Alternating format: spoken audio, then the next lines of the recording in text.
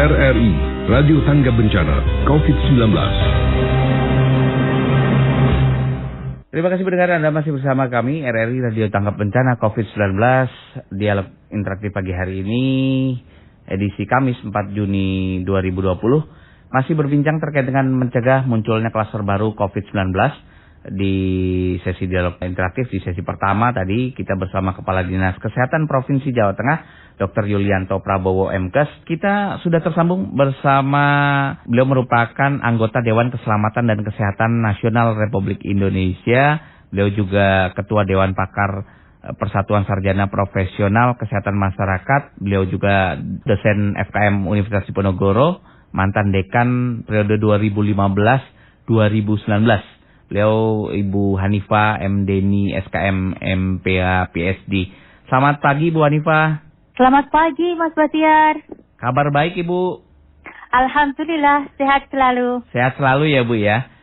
Iya Bu, pagi hari ini kita berbincang terkait dengan mencegah munculnya klaster baru penyebaran COVID-19 di beberapa daerah termasuk Kota Semarang ini kan masih belum bisa dikendalikan, bahkan muncul klaster-klaster baru begitu ya Bu ya.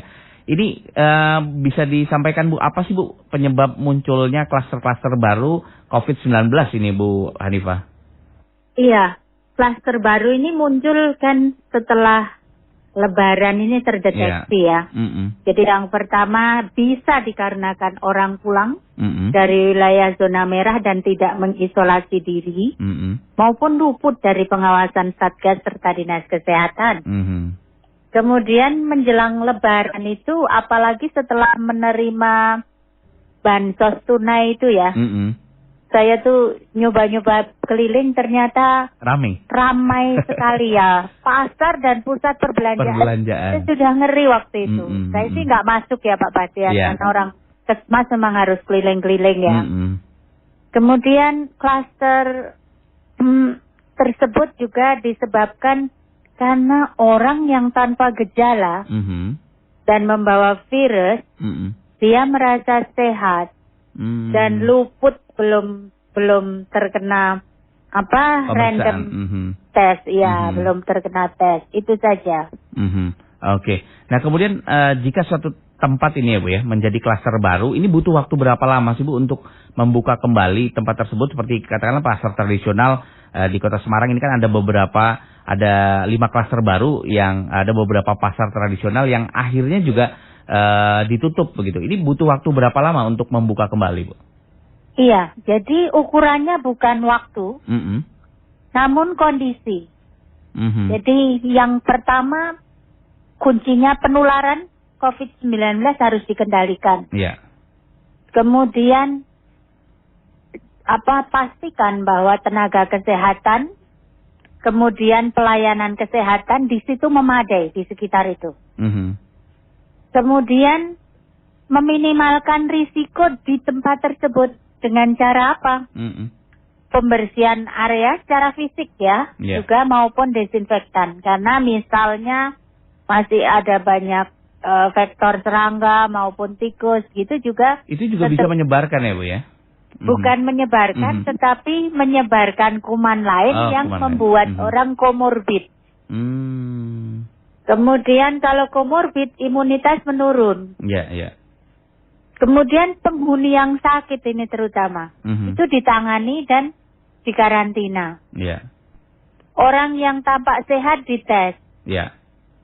Kemudian ditata lagi, jaga jarak fisik. Ini yang sedang kita upayakan, akan segera kita susun untuk layout yang betul. Di kemarin ketemu di Dewan Pertimbangan Pembangunan Kota Semarang, kita akan merencanakan segera menyusun layout jarak fisik.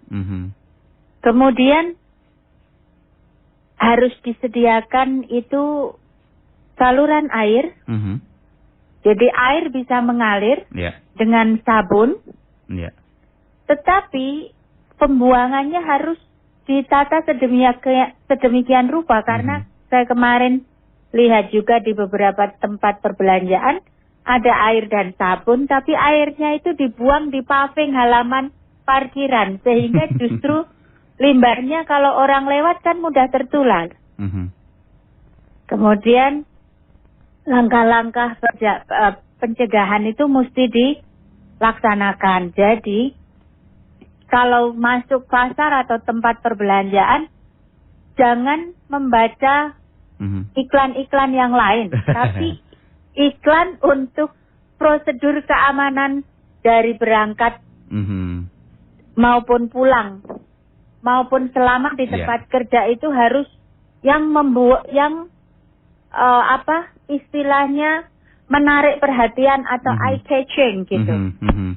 Itu yang kemarin kami usulkan juga ke Pak Wali Kota. Jangan lihat diskonnya aja ya Bu ya. Iya, jadi ada kepesertaan atau partisipasi tempat-tempat usaha untuk mengutamakan iklan itu dulu. Iklan prosedur keamanan dan keselamatan ketika sebelum, selama, dan pulang kerja. Oke. Kalau begitu bagaimana Bu cara mengantisipasi munculnya klaster-klaster baru begitu ya, agar tidak muncul klaster-klaster yang baru? Di Kota Semarang sudah ada 5 klaster baru ini Bu Hanifah. Iya, ini memang PR yang sulit, namun memonitor data orang keluar masuk wilayah ini bisa tetap terus dilakukan di perbatasan. Kemudian ada lagi memonitor data orang keluar masuk tempat usaha atau tempat kerja, meskipun ini sulit, tapi harus dilakukan. Kemudian tempat-tempat umum harus menerapkan prosedur tetap atau protap cara bekerja maupun lingkungan yang aman dan tidak memberi kesempatan penularan COVID-19. Dan ini hanya bisa dilakukan oleh masyarakat, pelaku usaha, dan yang menyewa. Nah, ada lagi masyarakat sering tidak tahu di mana sih sebetulnya pusat informasi dan layanan COVID-19. Ini juga punya peran penting ya Bu ya? Sangat, karena apa? Sekarang ini kan metodenya kan media sosial, di WhatsApp grup, di WhatsApp, di internet banyak sekali informasi yang hoax dan tidak betul. Nah, jadi bagaimana mengkondisikan masyarakat mengakses informasi dan layanan COVID-19 yang harus selalu ada yang menunggu. Sehingga ketika ada orang telepon atau membaca itu. Iya, betul. Nah, yang lebih sulit lagi tapi sudah dilakukan sebetulnya di Kota Semarang justru karena penguatan kontak tracing maupun penelusuran kontak itulah kita berhasil menemukan klaster-klaster baru. Kalau tidak ada justru bahaya. Jadi akan kemudian, sulit. Iya, betul. Pelayanan kesehatannya harus bisa diakses secara cepat dan dekat juga ya.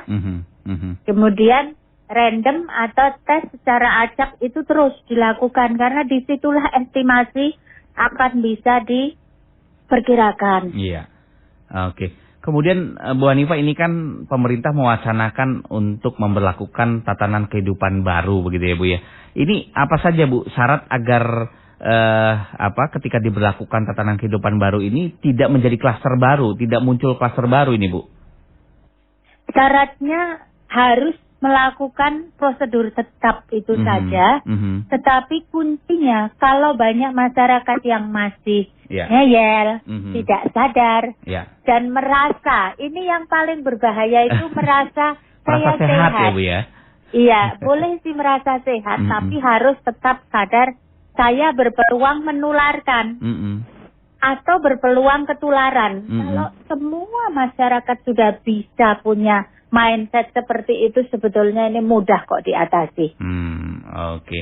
Nah kemudian ketika ini akan diberlakukan tatanan kehidupan baru, sektor apa yang paling memungkinkan untuk dibuka lebih awal dalam dibukanya tatanan kehidupan baru? Sektor sosial, kemudian ekonomi, atau pendidikan ini Bu Hanifah? Nah, kita semua harus sadar, kita nggak bisa mengesampingkan perhitungan secara logika persediaan APBN maupun APBD. Jadi kalau ada dua pilihan yang sulit kan, mati kelaparan karena COVID atau mati karena COVID.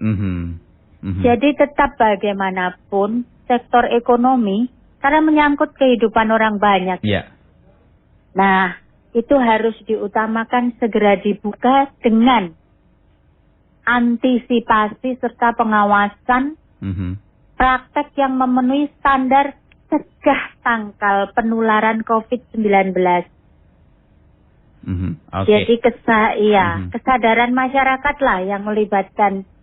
Yang punya peran penting ini kesadaran masyarakat ya Bu ya. Betul, dan payah sekali kan, kayak kemarin ada kejadian di Manado, ada orang meninggal dinyatakan karena jantung, kemudian akan dikuburkan dengan prosedur COVID, banyak protes yang ngamuk. Padahal untuk menunggu hasil tes kan nggak mungkin mayatnya dibekukan. Iya. Nah, karena sekarang ini zona sudah merah semua, anggap itu lebih baik, maka sebetulnya ketika hasil tes belum keluar, ya tetap betul harus dikuburkan dengan prosedur COVID-19. Ya. Oke. Bu Hanifah, saya akan undang pendengar ya Bu ya, di kesempatan pagi hari ini saya akan undang pendengar untuk berdiskusi. Kami undang Anda pendengar di 02483166686. WhatsApp juga kami buka di 0816666886. Sudah ada yang bertanya ini Bu dari Al di Semarang Selatan. Apakah tes rapid pribadi sudah mencukupi untuk mengetahui bahwa seseorang sehat dan aman melakukan perjalanan, Bu? Silakan, Bu Hanifah. Kan rapid test itu hanya mengukur antibodi pasien atau orang yang dites. Jadi tidak bisa untuk digunakan mendeteksi adanya virus. Jadi harus diperiksa lagi dengan PCR karena itu PCR itu kan mencocokkan DNA yang ada di COVID-19 itu. Jadi tidak aman untuk rapid test kemudian melaksanakan perjalanan. Artinya ini dan bisa jadi ini di perjalanan juga berpotensi begitu ya Bu ya? Bisa berpotensi tertular bisa juga berpotensi gitu ya? Menularkan. Ya. Oke. Baik, ini juga ada WhatsApp dari Ibu Nur di Semarang Barat. Selamat pagi Ibu narasumber, mau tanya mengapa sih Bu saat ini COVID-19 tanpa gejala? Apakah virusnya ini berkembang atau seperti apa? Kalau dulu kan tanda-tandanya demam dan sebagainya. Ini faktor apa dari Ibu Nur di Semarang Barat? Silakan Bu Hanifah. Iya, baik.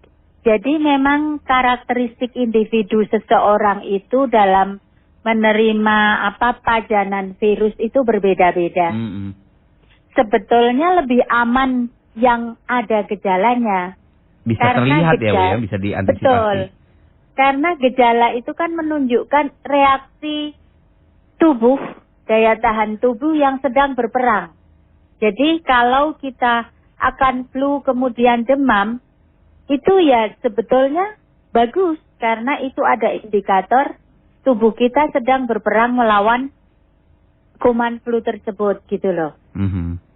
Nah kemudian ya karena perbedaan karakteristik individu itulah ada orang yang tidak menunjukkan gejala, bahkan tidak merasa sakit gitu. Ada juga orang yang tidak terlihat ada gejala, tidak merasa sakit, tiba-tiba meninggal gitu. Nah, jadi memang kemunculan adanya banyak orang tanpa gejala inilah yang membuat waspada dan membuat lebih parah juga gitu, karena tidak terdeteksi gitu. Oke. Ini ada satu lagi WhatsApp dari dia di Kedung Mundu Semarang. Selamat pagi Bu, mau tanya apakah betul usia di bawah 45 tahun ini tidak rentan terkena COVID-19? Apalagi di tengah wacana pemerintah membuka kembali belajar di sekolah. Silakan Bu Hanifah. Iya, baru-baru ini sudah beritakan bahwa ternyata dokter anak, spesialis anak sudah menemukan beberapa anak sudah tertular COVID-19. Kemudian di Perancis pengalaman ketika sekolah dibuka kembali, kemudian terjadi klaster baru. Namun usia yang di atas 45 tahun memang lebih rentan. Jadi untuk tingkat kerentanannya yang berbeda, tapi kalau sekarang ini kita mesti menganggap karena ini sedang pandemik dunia, itu semua orang rentan hanya yang di atas 50 tahun. Itu yang lebih rentan. Lebih rentan ya Bu ya? Iya. Oke. Baik. Jadi kalau sekolah, kalau Indonesia loh. Membuka kembali gitu ya? Masih rawan. Masih rawan ya Bu ya? Iya. Untuk membuka Tapi kembali. orang bekerja memang harus mulai kembali karena memang tidak mungkin lah negara menanggung kehidupan semua dalam keadaan ekonomi stagnan, itu akan menyulitkan dan semua pihak. Dan belum tahu sampai kapan ya Bu ya? Betul sekali. Tidak ada estimasi yang tepat dengan ilmu apapun ternyata yang bisa mengestimasi atau memperakirakan kapan ini akan berakhir. Karena Cina ini sudah 2 hari ini terjadi kekambuhan lagi, klaster-klaster baru muncul lagi. Gelombang berikutnya ya Bu ya? Iya betul, gelombang istilahnya gelombang kedua. Sama persis seperti 100 tahun yang lalu, wabah flu Spanyol juga seperti itu, justru gelombang kedua malahan yang lebih parah. Lebih besar ya Bu ya, lebih parah. Betul. Oke, baik. Terakhir ini Bu Hanifah, closing statementnya Bu terkait dengan mencegah munculnya klaster baru COVID-19. Silakan Bu Hanifah. Keberhasilan untuk mencegah klaster baru COVID-19 ini kuncinya ada pada masyarakat. Ketika pemerintah sudah berupaya lebih, ketika petugas kesehatan sudah bekerja keras, maka kunci untuk melaksanakan cegah tangkal ada di masyarakat. Ya, baik. Terima kasih Bu Hanifah atas waktu, atas informasi yang disampaikan pagi hari ini. Kapan-kapan kita berbincang lagi. Yang pasti sukses selalu, sehat selalu Bu Hanifah.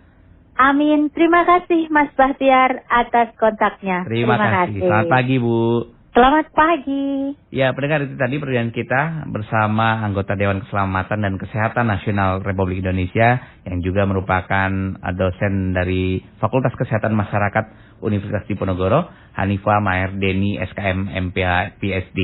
Dan pendengar, sampai di sini dialog terkait dengan mencegah munculnya klaster baru penyebaran COVID-19. Saya Bahtiar dengan pengarah acara Edo Pram mengucapkan terima kasih. Selamat pagi, selamat melanjutkan aktivitas Anda.